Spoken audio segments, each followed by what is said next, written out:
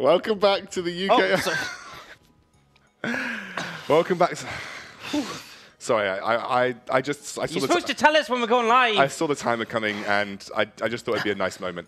We're back in the UKLC here. We have another round of 8 matchup. It will be Fnatic taking on Enclave for that first round of 8 position.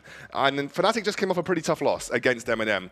That was pretty rough for them. Most people predicted them to be the winners, and now they're going up against 81% of people. 81% of Twitch chat said that they would be the winners, and now they're going up against an Enclave who have got some very powerful roster players, like the Polish mid-jungle combo. Yep. They're very strong, and they've really surprised and taken the fight to a lot of people. Let's take a look at this. Call the dog Daisy, so when she needs help, then you can shout Daisy and she'll leap in to help. Well, thanks, Violol. Reference to Ivan. Yeah. See, there you go. Dirty Ivan player, of course. Yep. Anyway. No sympathy here. So, we're going to move on because Enclave versus Fnatic now, and Fnatic have got to come from a very tilty loss directly into another game versus a team that has played up to the big boys in the league so far. What do you make of Enclave's chances now that Fnatic have got maybe a little bit of tilt to deal with? They're better. They're definitely better. I think M&M, if M&M came off another bad defeat, I think Enclave could have beaten them. But I think now that Enclave, M&M have shaken the boat, Fnatic really have to question, what went wrong there, because I think Prosper really played badly. I mean, I don't want to sugarcoat it. He just did not have a good game at all. I think Dan on the rec side was, like you said, a walking ward, or a burrowing ward, more accurately. And not even as good as a ward. He doesn't get the vision when he's underground. And it felt like, I mean, I don't want to criticize draft too heavily, but I feel like if they'd taken the Ezreal, it would have offered a lot more safety to Xmighty, because we saw in every team fight, he's got ran down by the Aurelia and such. So, I mean, maybe it comes down. I think there were a lot of factors. Let's take a look at the rosters. I doubt Fnatic have changed, but we're going to look at Enclaves first, just to talk it through. Governor in the top lane, Visek in the jungle, Vorsi in mid, Kavo and Raisins as the AD carry and support duo combo. But Visek and Vorsi have been very powerful. Am I saying those wrong? You're smiling at me. I mean, I think that's probably how they're properly pronounced, but I just say Visek and Vorsi because I'm probably putting too much of a spin on it. Maybe it's just Visek and Vorsi. Anyway, they are a very powerful mid-jungle combo. And honestly, Magifelix didn't look like they were sort of standing out. And speaking of Magifelix, the roster is obviously unchanged for Fnatic.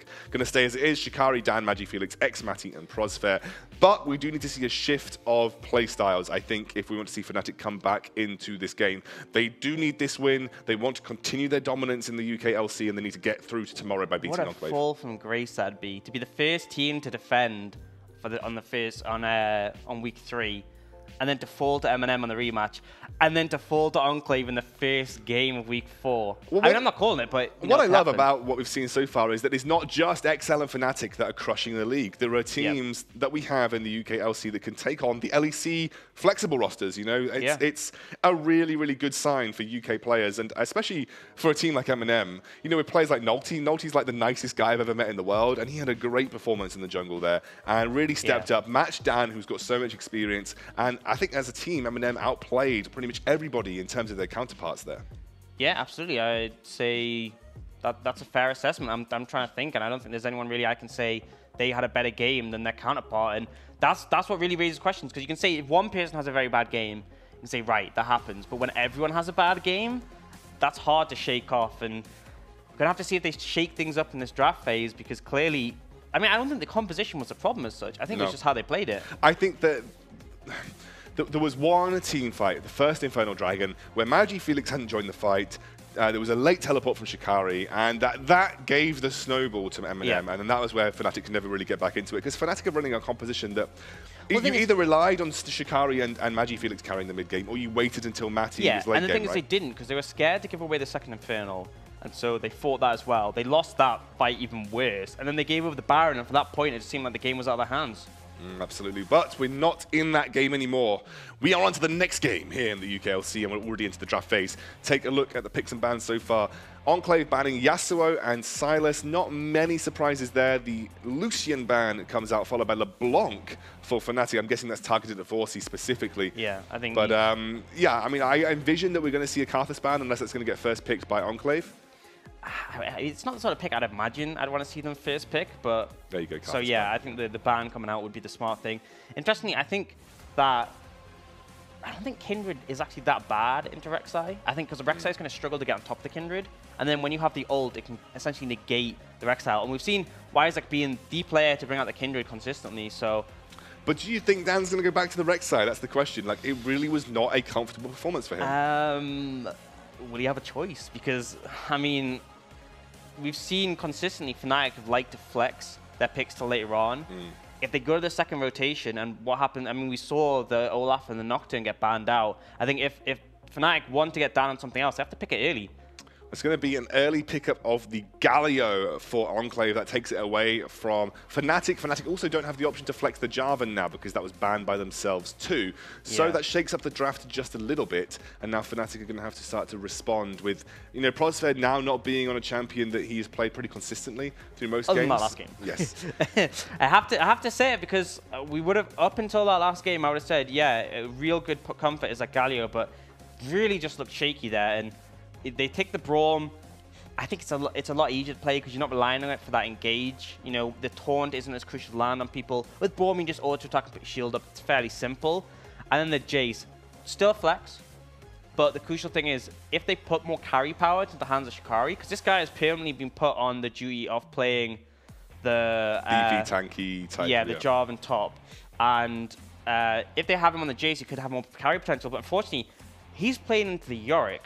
Now, this is interesting because Jace and Yorick is a bad matchup for Jace because you basically just lose when Yorick has a maiden. You can't really handle him. He just split pushes you to death. But that could still be a flex Jace. And Governor, to me, isn't the sort of player who I scream, this guy is the sort of side lane monster. And now we are seeing the Neeko. And that's something I really want to talk about because it's most likely, it's a flex, but it's most likely, in my opinion, going to be a Neeko AD carry. And I don't mean Neeko bot lane, I mean literally Neeko AD carry. So the new build that all the cool kids are playing is you go Blade of the Ruined King into Ginsu's. That 3-hit passive on your W is what you max, and it does a lot of damage. And the utility from her other abilities mean she's very hard to pin down, similar to like a Xayah with her ult and the fact that she has a root in her kit. So I've seen Perks play a lot in solo queue and have a great amount of success. So I wouldn't be surprised if Kevo wants to play that in the AD carry role, but crucially, it can still be a flex. Yeah, I mean, you can't really see too much with what Enclave are doing here. You can assume Galio goes bot. You can assume Yorick's obviously going to go top. And then it's likely going to be that Neeko could go AD carry, could go mid, could even go jungle. We have seen some Neeko jungle from people in the past. Yeah. Let's have a look at the bans coming through. The Zoe gets banned away from MagiFelix with the Kai'Sa being followed up here. So actually bans from AD carries from Fnatic maybe. I mean, that's the power of the flex. They don't know exactly where it's going to go. But based on, to me, I haven't been convinced by Neeko in the solo lane so much. But Neeko AD carry really looks strong. Okay. So I would like to see it go into Kevo's hands, but what I want doesn't always happen, so we'll have to see how. Why aren't you coaching these teams, Orcs? Because then what you want can happen. Maybe I could coach every team. I'd do all the drafts for all 10 teams. Just like before the week even starts, just like all the draft positions, this is what you want. Yeah. So Kindred has been shown up behind us. That's the ban that's come through here from Fnatic against Visek, which we know he is a big Kindred player. We know that he likes to play that in the jungle. So they're going to ban away. Again, they aren't sure about that flexibility of the early portion of the draft from here from Enclave, so they're just kind of hedging their bets on several different Well, the thing bans. is that this Neeko, if it is AD carry Neeko, will be able to pump out a ton of damage, and a Kindred stops that because you would then have the double AD carry threat. You also have the ult, which makes it very difficult to make picks. And when you have a split pusher like Yorick, you often look for aggressive engages or picks. And if you have a Galio and a Kindred, it's not going to be an easy time with that. We do see the Sejuani ban come out from Enclave, which stops that combo, this Braum Sejuani, a lot of team fighting potential, but Olaf's left open. This is what Dan has traditionally been good at, and he's going to pick that one up. Yeah, he's a very comfortable pick for Dan. He's going to slot that straight into the jungle there. And again, that was banned away from him last time round. But we don't care. Let's have a look at these next two picks from Enclave, because this decides where the Neeko's going. Yeah, okay. We don't really care about the Olaf, but it is something that's comfortable for Dan. Yeah, and that's most important after last game. Which is what we wanted. Yeah, very important after last game. Dan did not look comfortable on the Rek'Sai.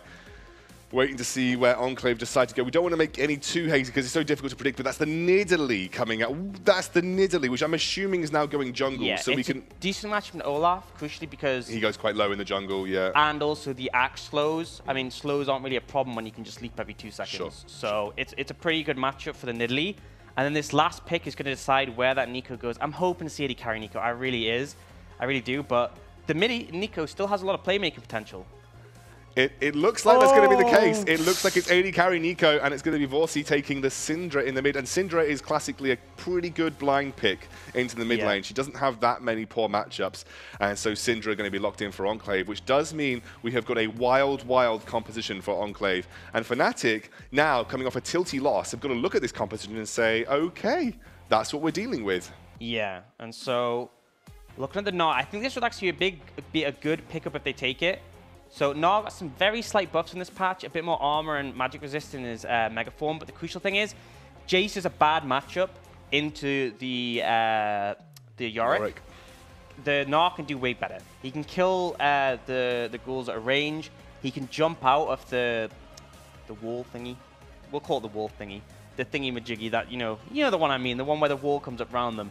I'm just not saying anything because I also can't remember the name. Yeah, it's a hard one to remember. Yorick's not been played for a while, and suddenly he's been played all the time, but I think that's a better split push potential. The issue that there is that you look at Fnatic's comp, and it's very AD focused. I'm just moving you over. Oh, I just saw you drift towards you. You do. I didn't want to say anything this time round because it's I'm just gonna put you back. Okay. I put you on this cross when we start, and through the champion select you get really excited, and I think just naturally gravitate this way, and you're like, and we've got a Nico AD carry. Yes, Nico AD carry. It's so cool and interesting, and it's only just started being played. This and patch. I have to slowly walk this way. I'm like, okay, Orcs. You keep coming. Chill out. You keep coming, Orcs. That's fine. And then I'm like over here, like, oh, that's great. Now it's the Orcs show. But anyway. Would people complain about that? I don't think so. No, I want you here. I want you here. Thanks, bud. This is nice. Yeah. You do like holding hands, don't you? Oh, what's wrong with holding hands? Nothing, but it's just a thing. Friends can hold hands. They can. Yeah. Friends. Anyway, let's move on. We're going to talk about the win conditions of these compositions. It's a very interesting one coming out from Enclave. You've got Nico in the bot lane, right? Yep. So what are you looking at in terms of win conditions? Because this is a difficult one to assess for Enclave specifically. 2-item spike is a big one. I think the early lane advantage I'm going to give to the Ezreal Braum. I don't really know how the lane matchups go with the Nico, but I think Ezreal Braum are going to come out ahead. And then I think for Fnatic, it's very going to be much about that mid game. The Olaf needs to try and find pressure without getting pinned down by the Nidalee, and then look to capitalize of the mid game spike that comes from having that Jace in the mid lane, that Ezreal in the strong tier build. But late game, I think the Nico scales really well. So we are into game between Fnatic and Enclave. Fnatic need to win this to give themselves a chance of redeeming themselves and taking on MN and get M again potentially tomorrow to take that tower champion spot. Matty, on that Ezreal, I mean, we talked a little bit about the Enclave win conditions here. Let's run over what Fnatic have got to do to come out with the win. Yeah, so Fnatic, they want to play on their mid-game spike. These champions are all going to be very strong then. Gnar and Olaf is going to be a huge front line. The Jace and Ezreal have a ton of poke damage. So if they get a lead mid-game, they can start to take control of objectives because of that. I think the issue is with Enclave, the late game just looks very difficult to deal with. Governor's going to be stronger in the side lane, I believe, against the Gnar when it gets late enough, and can keep putting pressure there. And then the damage of a Nico in the late is just huge. All right, guys, in Twitch chat, we have got a vote, Enclave or Fnatic. Will your opinions have been swayed from that M&M Fnatic game? That is what you need to vote on now, and we will let you know the results of that later in the game. Quick point to make. Yep. Every team that Twitch chat has sided with has lost. Yep, that is true. That is 100% correct so far today. Every team that Twitch chat has sided with. So maybe you should vote for the team that you don't want to win. Twitch chat. Or maybe you think that makes no difference. But either way, we'll move on. You see Kevo has gone press the attack. This is a standard for the AD carry Kai'Sa. And if you were mistaken there because you saw the Nidalee, remember that this Nico can obviously change forms. Makes things a little bit confusing at times. But one crucial thing is that if you damage an enemy champion or use abilities, you'll turn back into Nico. But if you auto-attack, you don't. So if you look bot, there's still a Nidalee. It's still Nidalee auto-attacking. It's really hard to track at times. It gets quite confusing. This is really good from Visek early on here because he started his red, got a very big leash, and then moved over directly to the red of Dan. And now Dan is going to find, as he moves into the red side jungle, that vertical jungling is not going to happen this game because Enclave have done a sneaky one on him, and they've managed to take both of their red buffs away. And that means also this is going to be a 3-buff start for Visek. So a really nice piece of early jungle pathing from Enclave to put Dan on the back foot already. Yeah, and it was the leash from the bot lane at Enclave that helped them out there. I feel like it was a bit of a mistake that they didn't expect that, seeing that Raisins and Keva win in lane. But it did sort of sacrifice some lane pressure. I don't think it's a massive deal, however. We did expect the Ezreal Braum to have an advantage here regardless, so I wouldn't be too worried if I was the Enclave bot lane. Got to be watching Dan and see what he does this game. He's going to clear the entire red side jungle. It's probably the best case scenario that he can come away with here. And you can then back off to that Rift Herald, which should be his. So 1 Rift Herald apiece and a full bot side clear. Rift Scuttle. Rift Scuttle, yeah. Pretty cool if you got 1 Rift Herald apiece. Yeah, 1 Rift Scuttle apiece. And that's going to be fine. And I think losing his buff, especially his red, is a fairly big deal. But Dan looks like he's just going to try and power farm this one out.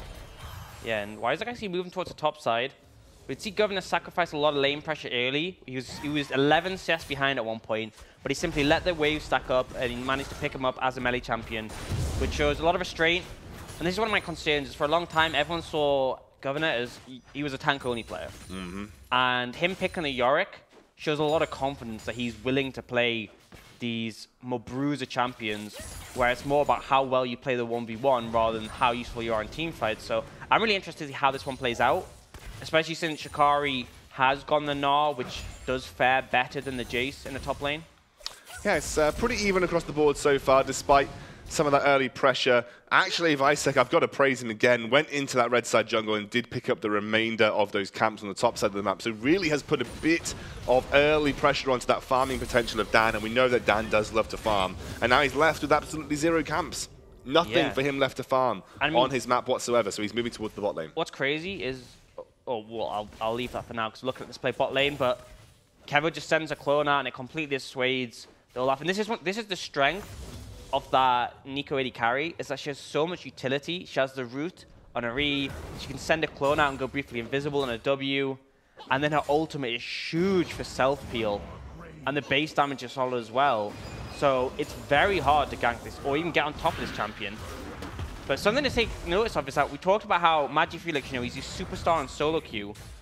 He fell quite a bit behind Warzy in terms of CS. He has caught up now, but he was forced to back, and Warzy having a pretty solid laning phase in the early levels against this Jace, which is uncharacteristic when we think about the sort of the reputation of MagiFelix, and I think it might be a bit of that tilt you're talking about.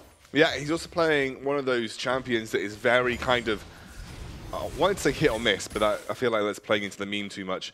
Well, it is literally hit or miss, because you have your shock blast. You either hit them, or you miss them. Hit or miss. I guess you never miss, huh? You got a shock blast? I bet it doesn't kiss you. I don't know. I wasn't really thinking that one through. But no, it's like a very volatile mid lane champion. Like, it can go massively in your favor, but if you start to get behind, Jace does start to feel a little bit weaker. As Visek comes in, the stun does land. MagiFelix immediately cleanses it, and Dan is here. Will ward them away with a singular axe. So a really nice instant cleanse from MagiFelix keeps him safe. Yeah, but you can see how scared Dan was from the burst from that Nidalee and the Syndra. He just backed straight off in that situation. Well, I mean, Vorsi was 6, right? So you just have to absolutely. respect. You have to respect it. Looks like they're going to try and contest the Scuttle Club because Shikari's moving down in Mega. Yeah, Visek trying to go for it as he jumps in on to the Nidalee. Shikari coming through. Won't be able to get him, but Dan really only wanted that Rift Scuttler because that'll give him just a little bit of added experience that he needed, having lost his first set of buffs. Yeah, so just get in a decent position. But look at MagiFelix, so low on HP. Did get ignited by Warzy, I believe, but also look at the CS difference. Fallen significantly far behind. All right, we're taking a look. Oh, my word. I'm just looking at the Twitch chat vote here. 52% of you believe that Enclave are going to win. 52% believe that Enclave is going to take this victory away from Fnatic. So very close. Very close, but you would feel that if before that M&M game, Fnatic probably would have been sitting at about 80% again. I mean, possibly even higher, because Enclave didn't have as successful last week as M&M did, so I think people might have said Enclave against Fnatic would have been like a 90% matchup, but the boat has clearly been shook for Fnatic. Let's look at some silver linings. There is a big CS advantage starting to open up in the top and bot lane here for Fnatic. Really only that mid lane where they are struggling, but Kevo and Governor starting to fall to the pressure of their opposite numbers. Yeah, I mean, Governor's massively behind now. Yeah, I mean, it is a bit of a burden for Governor in the top lane, and this is one of the issues, is that, yes, he's picked this Yorick, but he is not the characteristic split pusher. He's not someone who's as consistent as other top laners we've seen, and Shikari is the king of top lane in the UK, and he will take these advantages. It's making it a bit tricky for Governor. Yeah, Governor trying to jump in, but I mean, that's one of Nars' strengths, can just get straight out of that Yorick box. MagiFelix now walks over to Visek. That's a huge amount of damage as he's forced to flash away. MagiFelix isn't going to commit here. I think he's a little bit worried about that Syndra just coming in and one-bombing him, but he does force the flash out of Visek, which is pretty big. Enclave is going to win early, throw mid-game, and then Nico will just randomly one-shot people. Well, Barciono weighs in with his opinion from Barrage. That's not a bad assessment, because I could see them winning early, but we talked about how Fnatic have really solid mid-game once Ezreal hits those power spikes, once Jace comes online. But late game, I'm scared of this Nico, because Yuko's is similar to build to that Vayne. She'll be able to shred similarly to that Vayne, and the amount of utility she has. I mean, she's an AD carry who, her ult gives her a shield. It also gives her stun. Her E is a root, and she can go invisible briefly, and form clones. It just, I wouldn't want to deal with that. No, and she's got great attack speed scaling too, so it's definitely a worry for Fnatic when you're facing up against Nico. How safe it is as an AD carry, but again, it does need time, and Enclave do need to give this Nico time to get to that position. Fnatic, however, are going to be the ones that need to put the accelerator on and try and continue to pressure Enclave in this mid-game. Well, crucially, you say they need to put the accelerator on. Jace has an accelerator. He's got an acceleration gate. Yeah, so that might be the key to this. I think it might well be when it comes down to these mid-game objective controls. What I want to see is Fnatic set up early and then just poke Enclave away. I mean, Nidalee does well here because he's going to be able to help sustain. And also the fact that the first item from Kevo is going to be a Blade of the Rune King, which again gives more sustain. But if you land effective poke onto this Syndra, it could definitely buy you an objective advantage. Yeah, Syndra really is the key, I think, for Enclave right now. Got a significant CS lead over his opposite number of MagiFelix. I mean, MagiFelix has now picked up the Hex Drinker, so, oh, that's a big engage into the bot side of the map. Raizen's very low. That's a nice stun coming out from Kevo as the clone comes through too. And he doesn't even need to burn flash or heal. That is the power of the escape potential of AD carry Nico. Yeah, absolutely, and all comes through. I mean, they get damage onto them, but at the end of the day, all they got was the flash from the Galio. And it just shows the strength is that you have that taunt from Raisins, means you can't devote all the damage to the Nico. And then the Nico ult gives that shield, gives a stun, very difficult to gank, has a lot of movement speed on the W, and Enclave just unfazed by that gank attempt. Calms down a little bit after that initial engage, but Fnatic have slowly brought that gold lead back into their favor. They were about 500 behind. They're now about 200 to 300 ahead. However, Visek is trying to go for a solo Rift Herald. I'm wondering whether Fnatic are aware of this. They do have a ward on the top side, and Visek does need to be careful about his positioning because he could walk straight into that. I think the crucial issue is that MagiFelix recalled. He now has to catch that wave mid. So if something does happen, Warzy will be there first, and you do not want to tangle with his Syndra right now. I think, unfortunately, Fnatic just have to give this up. I mean, MagiFelix might be able to go for the stun. Oh, he does step a little bit too far, but Warzy can't land those spheres. Doesn't have many of them onto the Rift, so can't use that ultimate. I mean, Christy, he gets enough damage down to zone him off, and look at that CS difference coming across mid, and this is someone who we talked about being the solo queue champion, and I mean, I'm not going to pretend to know everything about mid lane matchups. I didn't think it was this bad for Jason and Syndra. I think it's probably rough for Jace versus Syndra. I don't think it's great, but at the same time, this is a sort of downfall of picking that Jace so early because Enclave didn't give them any good options. You know, they didn't want to put in the top lane against this Yorick, and it's not handling too well in the mid lane either, so maybe a bit too early for pick. Rift Herald comes out into the top side of the map. Are they going to race for this bot lane turret first take here? Going to be quite a few number of bits of plating taken off by this Rift Herald. It's very, very low. Take a look at the bot side of the map. It's not going down as quickly. And I think this should be Enclave getting the first tower of the game. Yeah, and they might be able to get a second charge off from the Herald as well. But Governor, he might be able to actually clear out this wave. I think he's playing it very, very, very carefully. He doesn't exactly know where Dan is, but Dan has made a really good move here.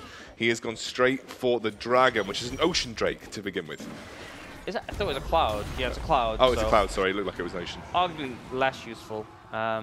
Next will be a Mountain, which is the sort of one you want to pick up that early, but unfortunately not the one we wanted to get. And already so much damage on that tower thanks to the Rift Herald charge. Yep, they finally trade tower for tower, with Enclave losing their bot lane tier 1 and Fnatic retaining their gold lead by a small margin.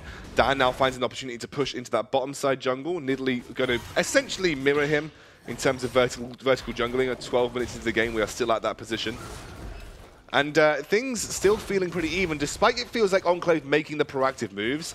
The rest of the game still feels fairly even. I am just casting some worries onto Governor and how far he's starting to fall behind Shikari. He's not going to have that split push presence versus Shikari anytime soon, and so they're going to lose that side lane pressure. And then Yorick isn't as useful in team fights as Anar is. And that is my worry as well. They picked this Yorick, and I think it made sense because it forced Shikari off the Jace, which also gave you a good matchup mid. But it just really hasn't paid off yet, and that's the big concern to me, is Shikari's getting so far ahead. He's going to be making up a significant part of the gold lead. And shit, Kevo on this Nico is going to be a massive late game carry, but that doesn't matter when you have a split pusher who's just going to take over the side lane. And Black Cleaver has been finished for Shikari on this Gnar, so that is going to be something that Governor does have to respect, does have to watch out for. 30 CS down right now. That is a lane that's going to be a sore point for Enclave, I think. And Enclave need to start to play around Syndra, and they need to start to play around Nico whenever she comes online. The crucial thing is that the Gnar Black Cleaver is so much cheaper than a Triforce. Yeah. So he's picked up that power spike already, and I mean, there's all 800 gold difference between them, and you're looking for a more expensive item. So Governor not in a good situation. It looks like they're actually trying to rotate Governor out of that lane matchup with Gnar, as Visek on the bottom side of the map now chasing Shikari down just a little bit.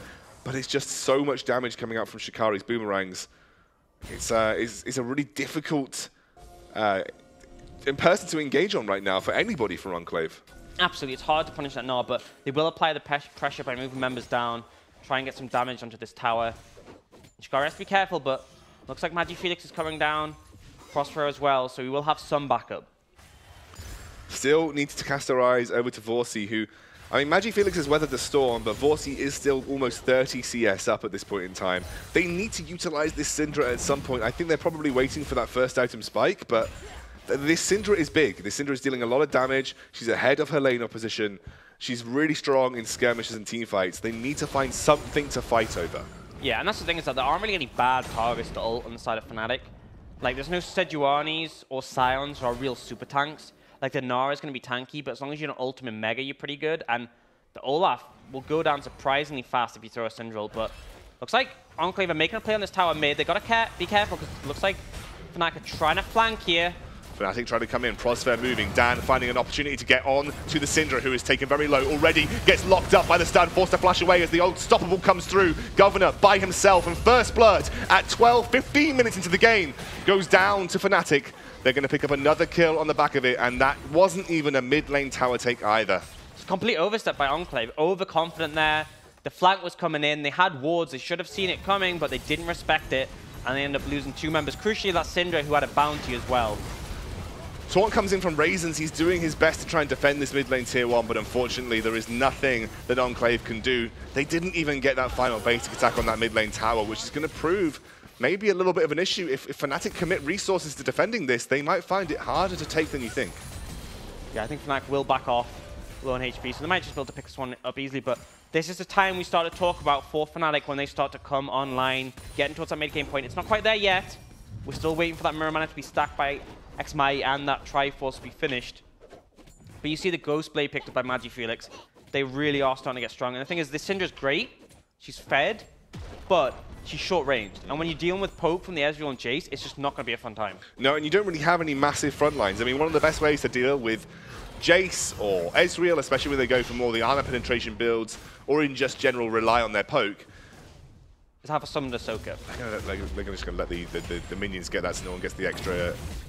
The local gold, yeah. Local gold. But yeah, you're right. No one to soak it. There's no Scion. There's no Sejuani. There's no one to sit there and say, okay, throw as many of these as you want at me. I am going to be able to regen this, or I'm going to be able to tank it out. Even the Yorick, he's going for, you know, Triforce-orientated build here. He's not that tanky. Well, I mean, crucially, he's actually invested in more tanky stats now because he's so far behind, not even finishing that Triforce at the moment. Which is a pretty sad situation to be in for that Yorick. And I understand the reason they picked it. It was a good reason to pick it. But at this point... I think it's the wrong pick for Governor, though. I understand the reason they picked it, but I just think it's the wrong pick for Governor. It was the right draft, but not for this team. No. Going to be a Mountain Drake now being focused down by Fnatic, and unfortunately, Enclave just not in a position to contest. And yes, they've got this great, innovative AD carry Nico to play, but they haven't really got the gold income or the ability to stall this out for long enough, I feel. I do think that this is now the time in the match where Fnatic are going to start to ramp things up.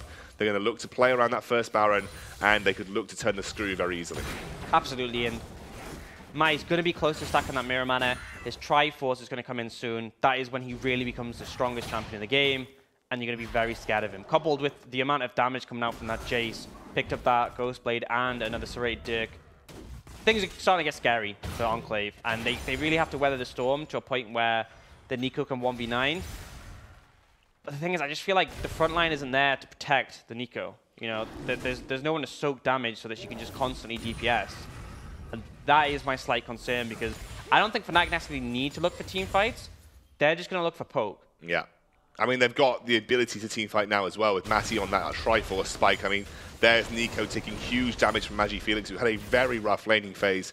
And I think at this point in the game, Fnatic can do what they want. I think they're much stronger. They'll team fight a lot better. There's no front line to soak that poke. This is Fnatic's power play time. Before Nico starts to get 2 to 3 items, this is where you're going to see Fnatic come online. Yeah, and that's the thing, is that you have to consistently auto-attack on Nico to be effective. But with Mai or MagiFelix, one True Shot Barrage, one Accelerate Shock Blast, a good Mystic Shot can be enough to really make the impact. Damage coming down onto MagiFelix here. Has to be careful as Kavo jumps in, forced to flash away. Final basic attack might have got the job done, but there was no flash. Wasn't there, but still so much damage coming up from this Nico already, and that's a power of it, and those sustained. When you have the chance to auto-attack, it's going to do a lot, but right now, Fnatic can push the top. They're very happy to just push things with brute force without Nico in the way to try and force issue. That was that an ult from Shikari? Yeah, he just wanted to kill off the Maiden. Okay, I mean, a big part of the Yorick's power is that Maiden, so killing it off quickly means that Yorick's half a champion right now, especially when he's this far behind in gold. Fnatic are continuing to apply that pressure, but you saw how much damage the Nico started to pump out, and not even at the 2-item spike. 2-item spike is when she really gets scary. Yeah, the Gwynsu's, when that gets finished up, that is going to be an issue for Fnatic, but they have, again, like I said, a decent power spike to work with right now. Look at Matty's current 2-item spike.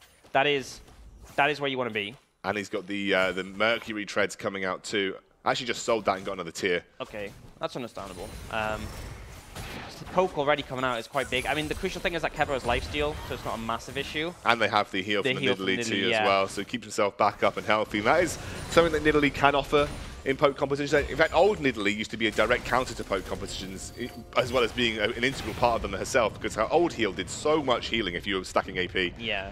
I mean, that was like, what, Season 4, Season 5 Nidalee, before they did the rework? Yeah, maybe.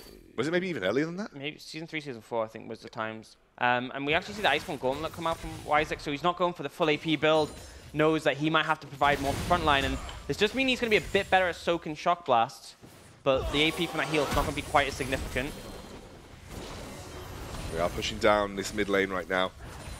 Two-item spike, done from Nico. Yes, there we go. The Gwynsu's is up, but they do have to defend for it, as Governor is now the target. In comes the Galio ultimate to defend, and that is a nice defensive ultimate from Raisins, but that does mean, in a teamfight situation, he does not have that available to protect Kevo. Yeah, I think you take it. I mean, I'm not sure how confident Fnatic were to start diving that tower, but at the end of the day, you save your top laner from the rotation. You'll get Governor into a position where he's safe. You just have to stall this out, weather the storm. Like we said, Fnatic are very, very strong right now. We're waiting until Kevo can just essentially solo carry this game, but it's going to be difficult because there are a lot of people on Fnatic who would like to jump on top of him and smush the Nico. She does have lots of ways of getting out of those situations, like you said. The ultimate is very impactful, the ability to clone and root, plenty of self-peel tools available. But Enclave do feel like they are not really getting much done on the map. I mean, I suppose it's not the worst thing in the world. As long as they're defending and allowing Nico to scale, it's not the worst thing in the world for Fnatic. Governor now doing his best. Still yet to complete a full item, by the way. Just got components, and it really isn't great. Dan's just hanging around here just to help apply the pressure. And Governor is the weak link right now. Yeah, well, I think that has been the case for the entire game. He was put into a pretty rough matchup versus the Gnar too. And Shikari's Gnar is something else also. I mean, Shikari's a very, very good Gnar player. And we've always said Governor wasn't, you know, he probably was the weak link on the Enclave team. A great player in his own right, but it just always has felt that the top lane rather has been an issue for Enclave. They are going for the Baron, trying to sneak one out here as the rest of Fnatic are looking to respond. Dan showing himself on the bottom side of the map was enough to prompt this from Enclave, but they don't really have any big full tanks. They don't really have anyone that can soak the damage from the Baron as well as soak the damage from the Jace Shock Blasts, and that is enough to force them away. And that's the issue. If you don't have a tank to soak this up, it becomes very risky. One Shock Blast from the Jace was enough to just say, whoa, we need to get out of here. And Fnatic, they managed to keep control of the objective. They're now going to pick up the Ocean Drake, get up to 3 and 3 stacked up, and that's always a great win condition. If you're not sure about your scaling later on, if you start to stack up Elemental Dragons, then that Elder Dragon becomes a big win condition. 2-level discrepancy between Fnatic Shikari and Enclave Governor right now. That shows you how difficult this lane has been for Governor. And no real other lane, I mean, no other lane from Fnatic is like hard won. Even that mid lane, which has got the same kind of CS discrepancy, Magic Felix has kept up in terms of utility. Yeah. And really, Vorsi hasn't been able to do anything with that CS lead that he's got. I mean, he's just died. He's had no other impact in the game. And really, Enclave haven't been able to group around him. He's going for the Rabadoodle's Death Cup, which will be his next item.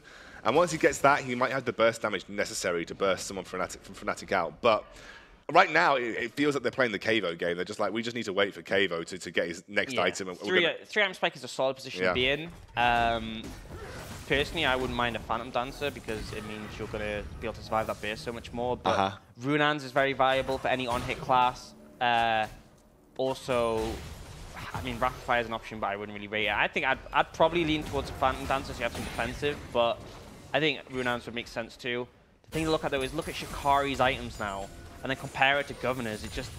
That is not a fun lane to be in, and essentially Governor's just in wave clear duty under the tower perpetually. I think he should have sacrificed going for anything towards that Triforce and just said, I need to get some tank items on me now. Yeah. I really feel like just being a big front line has got to be the biggest issue. I understand the Sheen pickup because it's going to help him clear out waves. And right now, that is his job. He just needs to clear out waves, but he is never going to be an effective carry at this point. He is so far behind. And this is not how you want to see a Yorick utilized. And I think this is why Fnatic left it open. They just weren't scared of Governor's Yorick. And unfortunately, he hasn't proved them wrong. But it has to be testament to Shikari. There's a reason this guy is seen as the best top laner in the UK. I'm actually nearly dying out just to the Maiden there. So as I talked about, this Maiden's doing a lot of damage on its own. Yeah, I mean, just by pure level scaling, Yorick does get the ability to walk into the late game at a fairly hefty pace. I mean, the Maiden is just a very, very good scaling ability, and it just does such great percentage health damage as well. No matter how tanky you get, it can always be an issue for you to deal with. Kavo here, just trying to clear these waves out, keeping up with CS with Matty too, as Matty works towards his Archangel staff, which should be pretty much ready soon. And then once he stacks that up, he'll start to hit very, very hard. Yeah, and obviously the extra safety from that shield. Do you see the Rabadon's fully completed by the Syndra? A lot of burst potential. If Matty does overstep without that Saros Embrace, could go down very quickly. There's a Just Spade of Drakstar picked up for Magi Felix, so he's going for that full squishy burst build. And that can be very difficult. If one of those stray shock blast lands on the wrong target, that could be half their HP gone in an instant. As Kavo now caught out a little bit by damage. Look at that percentage damage coming out. It's huge as Kavo takes a significant amount of damage just from a singular shock blast coming out from Jace. But that is the power of this Neeko. Yeah, that's a scary thing. It's that you're playing this Olaf, you want to run into her, but you just die so fast just from some auto attacks from the Neeko. And that's without Neeko using any ability. She still had that root available. Still had that ultimate available. It's really dicey, and that's why I feel like we talked before how Fnatic were at this huge power. Goodness me, just one more Q. Actually gets away, Dan. Great stopwatch. Keeps himself alive. Oh, that was close. But I mean, was so close. It was good moves, but you see how much damage came out from Warzy, and that is not a good situation to be in. Fnatic aren't in the place where they can just teamfight, because we said that when they hit that 2-item spike on the Ezreal, that is a teamfight moment. They're not there anymore, and Governor actually starting to come online in this lane matchup.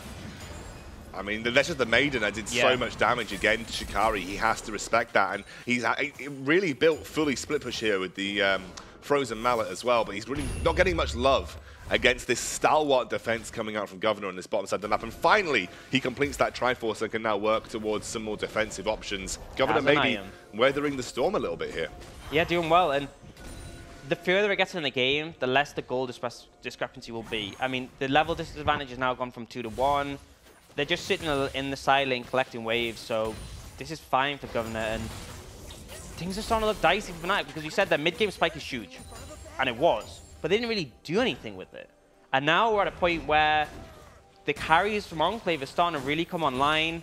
We have level leads on both the mid and AD carry. That's very significant. Jace falls off with this build pretty significantly too. Absolutely. And they're going to try and stop the Baron. They're just trying to do it with 2 members. Blue trinkets are available. They will see it. They will see this go down. Matty and Dan are taken pretty low. They're going to still continue to commit to this as the rest of Enclave move through. That's the ultimate. Only taps the side of Razors as a massive shock blaze lands onto Magi Felix. enough toward the back. Governor so very low as Shikari churns him down on this bottom side of the map, and Shikari finally finds some love in that split push pressure, and he's going to go for the inhibitor turret, which is going to force Enclave to split up and allow Fnatic to go back for this Baron. Yeah, and it looks like Kevo's going down to answer, but this means you're going to be without your AD carry, so they can just stop the Baron. He's going to get the kill very quickly there onto Dinar. He's going to start to move back up towards this Baron area. Can Vicek do enough with these spears? We'll have to see. That's a big chunk onto Mati. Prosper misses everything as Warsi jumps back through the fray. It is enough to push Fnatic off. Just a massive misplay from Mai. You get hit by the spear in that situation. It costs your team that Baron potential because you're not going to keep going when you're at such a risk of being taken out. It was just honestly a massive mistake. And good moves from Enclave, not only to pick up that kill on Shikari in the bot lane where Governor fell, but also they get a dragon off the back of it. They stop the Baron push. They're in a great position here. And it is Runan's picked up 3 item spike for this AD carry. Nico, and have Fnatic given too much time to this composition with the Nico? I mean, that is the question we need to ask ourselves. Once Nico gets into a position where she's high enough level, her ultimate's off cooldown quite frequently, she's heading towards 4 items. Have Fnatic got a consistent way to get to the backline through the Yorick, through the Syndra, even through the Galio? The thing is, they don't have the damage because Ezreal and Jace aren't going to be able to get up close to the Nico. They are relying on poke, right? And the thing is, you're now looking at this Nidalee who's about to finish that Athene's. She's just going to heal the Nico up, who also has lifesteal. So there's no real answer because we said, you know, poke is a win condition late. But poke is hard to execute when you have this Nidalee healing up, which, you know, served as that ult counter. And I know Shikari just did that great move getting that solo kill on the side lane, but crucially, Governor didn't have his ult then. His Maiden now is up, and I feel like you can't make that play again when Governor has his Maiden. So it's not an easy situation for Shikari to win the side lane. It's not an easy situation for them to poke out Kevo or Warzy. Fnatic are running out of options, and I feel like the slow mid game they had really is starting to cost them. They are looking like they're running for a 1-3-1 here, trying to take advantage of the Jace and the power that Shikari has in that side lane over Governor. So maybe there is some life left for them in this particular game. As in the mid lane, we still have that 1-3-1 between Kevo, Mati, Prosper, the rest of the gang. But Kevo is just scaling up. He's farming. He's getting huge amounts of gold into his back pocket. So scary right now. And Governor going to use the Maiden, so this will help him hold off for now. But the turret goes down, so big play from Shikari, gets that turret, and that means it's going to be very hard for Governor to defend that bot inhibitor. Yeah, the Maiden is there, however, and it is going to do a significant amount of damage and allow Governor to clear back. As we see, actually, this is a rotate down coming from Kevo. He's looking to get on to Shikari as the wards come through, maybe jumping over the wall here. Kevo going to use the ultimate. I think he's trying to get away from that ultimate from... Oh, that's a great stop. What a brilliant stop. And that is going to be Shikari going down. There's a rush for the Baron, but immediately Enclave are already on the pressure. And they're going to try and stop this Jace pushing the top lane. That was insane timing on the ultimate. I don't know if it was intended, but raisins. I think it's very hard to intend, but it came out perfectly. They punished the Gnar.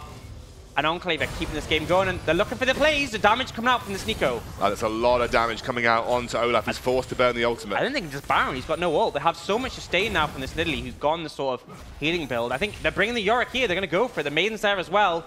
That's a lot of percentage damage coming up from the Maiden too as they start to chunk down this Baron. Maybe Magic Felix has the option to go for a Shock Blast steal, but like you said, Dan, force back. Here comes the Maiden. There is the ultimate. Lots of damage onto Kevo here, but the heal from Nidalee is so big.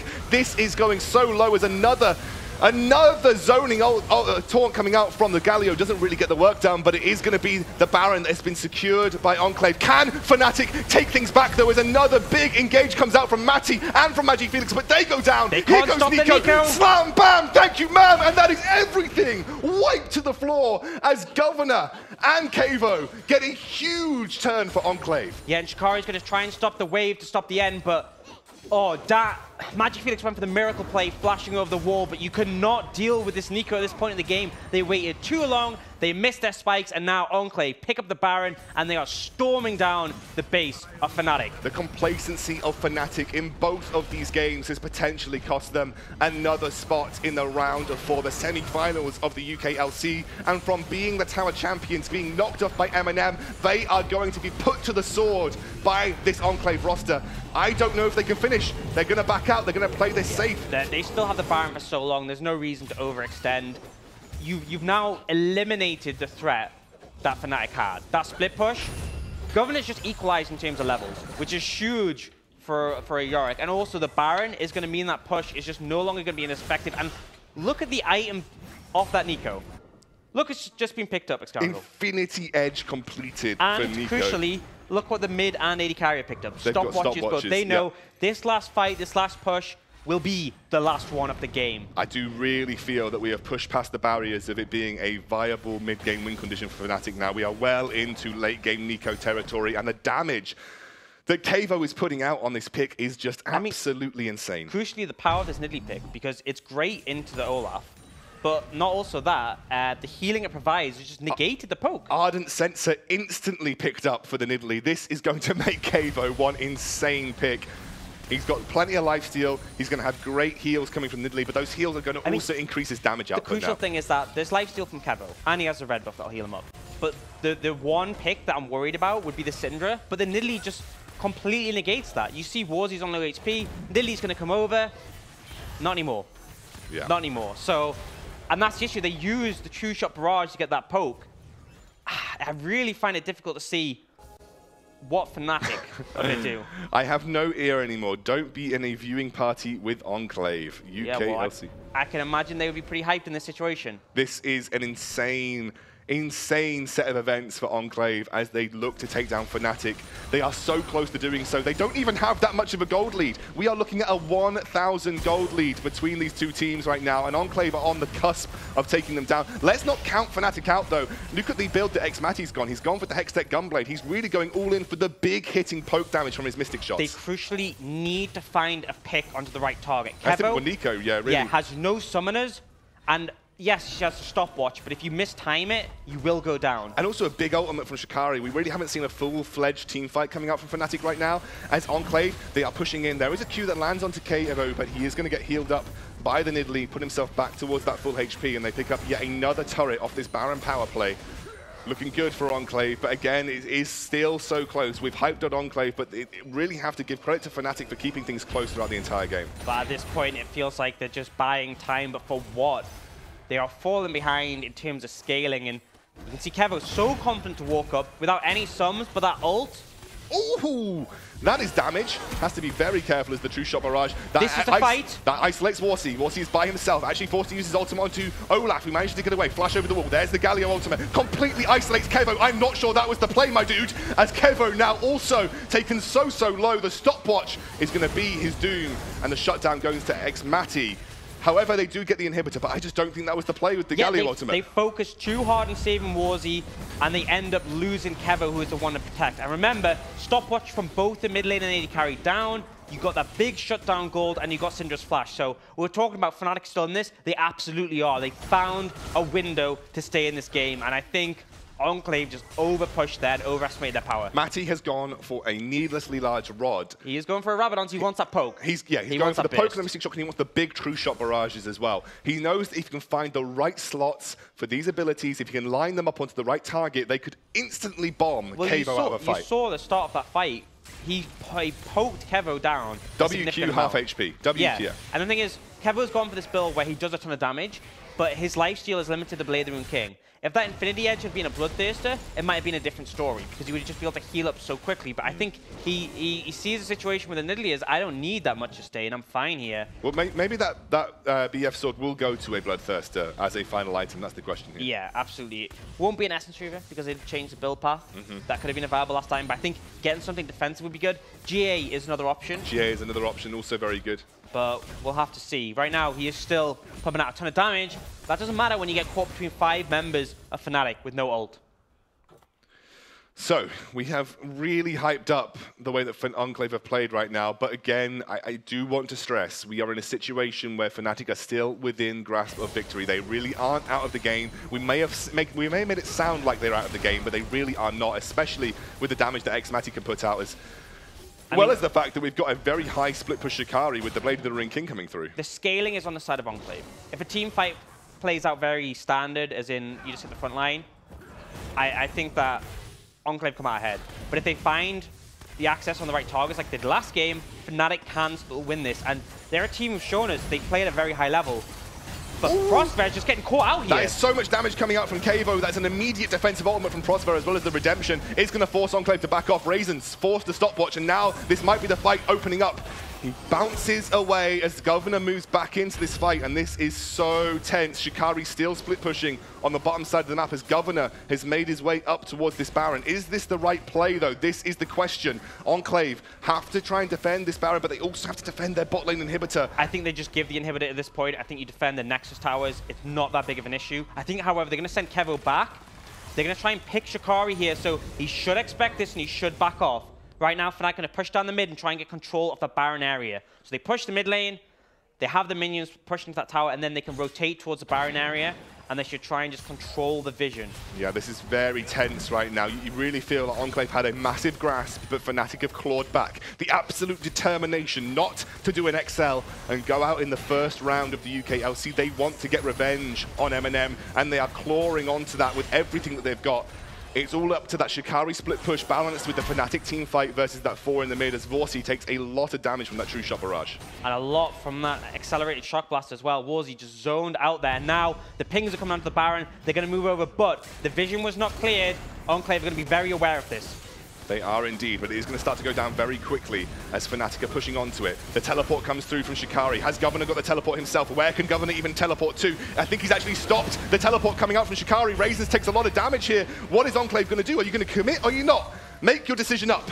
And they will not. But crucially, they force Fnatic back. They burn the TP of Shikari, and they get the push in mid lane. Now, Fnatic try to play a buff, try to just go straight back to the Baron, expecting Enclave not to come back, but I mean, Dan just losing so much HP there. This has to be a mistake. And that is just going to be going straight for the Elder Dragon. I think the damage from Kavo, Governor, and his Maiden has allowed the Elder Dragon to go down straight away. Wait, have we got base race going on here? They are immediately teleporting to the middle side of the map. I don't think Fnatic are in a position to even try and race this as Governor pushes straight down towards that bot lane inhibitor. The rest of Enclave hot on his heels. They feel that they want to force the team fight with this Elder Dragon buff. Kavo pushing in right now. This is going to be so tense towards the end of the game. Only one Nexus tower as well. It's going to be hard for them to defend. And if we said team fights were dire for Fnatic before, with this Elder Dragon, it's going to be even worse. They get an inhibitor out of that teleport there. They're going to lose the Maiden, but that's fine. Enclave are very happy to come away. Didn't want to force the fight. Didn't feel comfortable enough, even with the Elder Dragon. Crucially, though, they get that bot lane inhibitor, which, as we always hammer back to, it is the best one to have down. For Baron. For Baron. So they're going to recall, they're going to head straight over the Baron. Isaac isn't even recalling, he knows he needs to be on the map, and Fnatic, they're going to try and rush this Baron, but I don't think they're going to have time.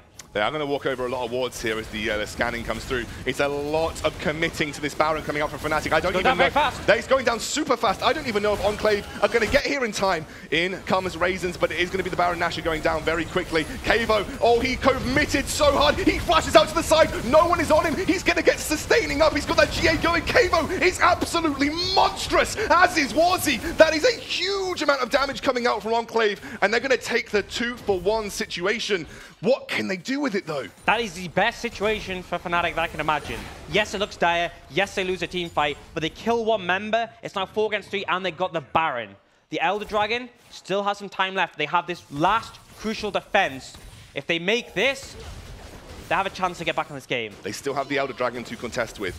Enclave are now pushing up with a huge wave on the top side of the map as Governor is now forced to duel Shikari. Vorsey's taken low. Woody's down! Well, Matty just gets the snipe, and in comes Magifelix. That was a mistake from Magifelix. He does manage to cleanse his way away as Shikari gets the solo kill, and now it's Kavo versus the world. Matty goes in. That is the GA popped. Can Raisins save the day? That is a huge pick if they get Kavo in this situation, but they cannot commit. But they made the defense. They did. That is exactly what they needed to do, and Fnatic, and it looked so dire for them, but they are still showing there is a reason they were tower champions for so long. Our Enclave stumbling at the last block versus Fnatic. That GA going down for Kavo is a huge deal because it's now a useless item for the next few minutes. I think you sell it and get a bloodthirster. You sell it and get a bloodthirster if you can afford it. I think that's the situation that we're going to be in for Kavo right now.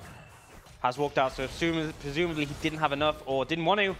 But right now we're seeing the Rabadon's finished by Might, and you saw the amount of burst he's pumping out. He's not an AD carry, he's a caster. Yeah. The amount of AP damage you can pump out is insane, and that's the thing. Yes, Kevo out DPSs him if they're just going auto attack versus auto attack. But the burst from Matty is where he tries to win these little engages he has. Vorsey was massively out of positioning on that last push. definitely didn't respect the vision that Fnatic had put around that topside rotation pit. And he was caught out for it. And now Enclave have got to build from the beginning, build from those very low blocks. And actually, the Nico, you can see, Kavo is farming up pretty heavily right now. I think he wants to switch that item out. I think he wants to switch that item out before the next fight. Well, the Guardian Angel isn't going to do much for you now. And yes, it is taking on cooldown, but it's going to be a long time before you have it again. Dicey situation for Enclave, who looked so good for so long, but now faltering. Yeah, the late game decision making from Fnatic has been very solid. I've got to give massive credit to Shikari, constantly pressuring that bottom side of the map. How much damage did Matty just do there to that turret? That's usual. Turrets don't exist, and this is why things are so tense, because I feel like one clean teamfight win from either side, and that could be the game. Yeah, well, I think we're at that stage now, 43 minutes. That's absolutely going to be the case here.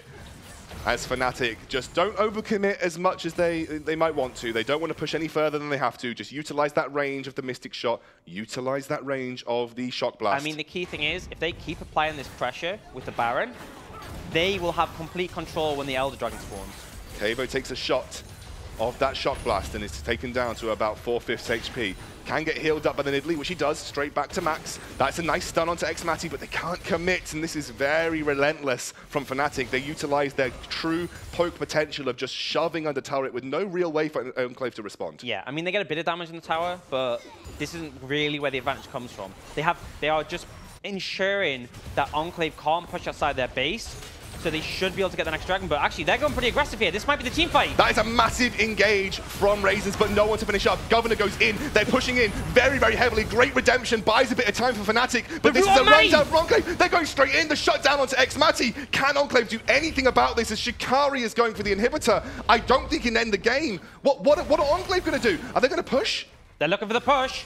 It looks like Governor's gone back to deal with Shikari, but they have 4 members strong. And with Matty down, he was the carry I was looking at in these team fights. I think he was the carry that Enclave needed to deal with. Yeah, and they took him down. So now they're going to push on the base. Magi Felix has to do his best.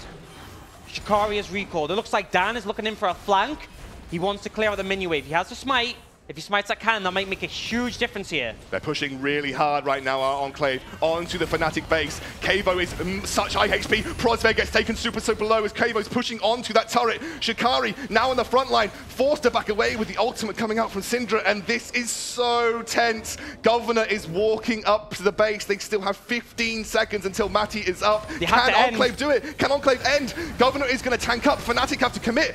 Oh, this is really, really close. They get the turret, the dive in from Galio. They just need to hit the Nexus, take down Fnatic. Enclave, take the victory, knock Fnatic out of the round of 8. And that is our tower champions hitting the dust, but Enclave coming up. And what a fall from grace. I'm gone red. For our tower champions. Fnatic Rising, I mean, they only played 1 game last week against M&M, and they murdered them. I think everyone came out last week and went, Fnatic Rising are undoubtedly the best team in the UKLC. And then it's just all been turned on their head. I mean, just murder. I mean, M&M crushed them. Enclave, it wasn't as decisive, but they still managed to win out against them. And it just feels like Fnatic just seemed lost. I mean, in the end, I will give them credit. In the end of that game, they started to bring together. They were getting outskilled, and they still found life. But they really just seemed to have lost that direction and that cohesion that they had in the previous weeks. And it raises a lot of questions, and it really shakes things up, which I'm not going to complain about because it makes things fun. The mid-game macro that we know Fnatic for, it's kind of dead in the water. And without Karthus, without Dan's Karthus, you feel like maybe there is a weak spot that's now been opened up. Yeah, I mean, that early game has just been a bit meh. It has been. It really has. I mean, it's just not the Fnatic that we have seen from previous weeks. But what a performance from Enclave. I mean, look, we have said that Fnatic maybe weren't on form there, and they absolutely weren't. But Enclave played so, so well. Let's take a look at the MVP for that game, and it has to be none other than Kavo on his Nico AD carry. He played, let's have a look. Well, let's pretend that didn't happen. We're in a reset tower, so we go again. Yes. Ooh, that's a little bit awkward for Fnatic. However, Kavo, unbelievable performance on that Nico. His positioning was so good. I think the whole team, though, the whole team from Enclave were firing on all cylinders. Maybe Governor had a tough matchup. Governor was definitely one of the weaker sides of things.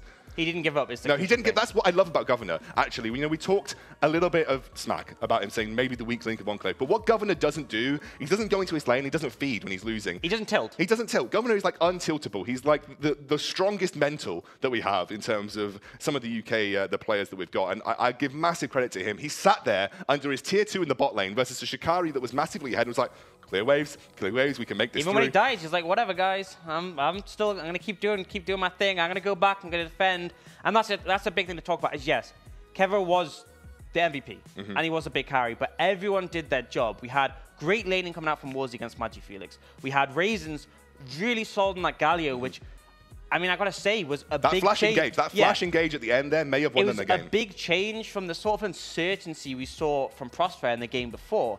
And then we have the constant pressure from Wisek, who also, not only did he keep sort of Dan's Olaf from doing anything in the game with that great 3-buff start, but just to sustain, completely countered that poke. We have some tweets, but also if you want to get involved and talk about that game, because I surely do, at LVP UK on Twitter, hashtag UKLC. What do you think? Fnatic losing 2 games in a row. They are out of this week's competition. They didn't excel. They lost in the first round. They're not going to be able to defend their tower spot. It's even worse, though, I feel, because they defended and then they got beat 2 games in a row. That's got to stink. There is no good way about that. And I think the worst thing as well is that was the first game. They had no break to go, okay, guys, we lost, whatever.